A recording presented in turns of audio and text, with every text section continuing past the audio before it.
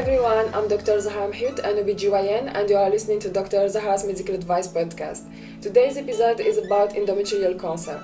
Endometrial cancer isn't a screened cancer, but fortunately it's diagnosed in early stages because there are early symptoms, which make it a curable cancer by surgery, unlike other cancers like the cervical one, which can be asymptomatic a long time. That's why it's important for you to know the signs that should make you see your doctor and that you shouldn't neglect. Endometrial cancer begins in the tissue that lines the inside of your uterus, the tissue that will thicken, break down and bleed each month, the same one in which pregnancy is implanted. Risk factors are almost the same that breast cancers one.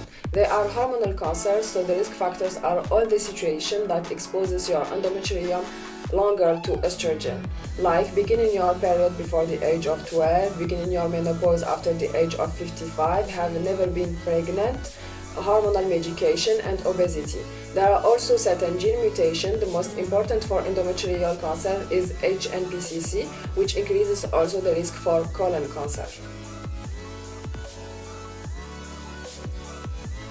What are the signs and symptoms? I think it's the most important part of this podcast because you have to know the sign that you shouldn't neglect, and it's essentially vaginal bleeding after menopause.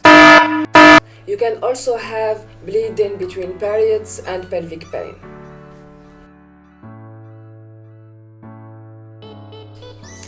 The doctor will perform an ultrasound and sometimes an endometrial biopsy. An endometrial biopsy is a medical procedure in which a small piece of your endometrium is removed for examination after exploring your uterus with a camera called a hysteroscope. You may experience a cramping similar to period cramping, but it isn't painful.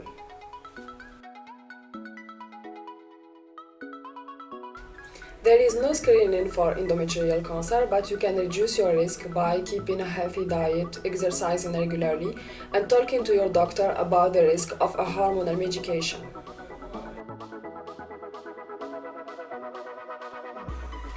The take-home message is to never neglect vaginal bleeding after menopause and to see your doctor if it happens. Thank you, dear auditors. Take care of yourselves and goodbye. Thank you.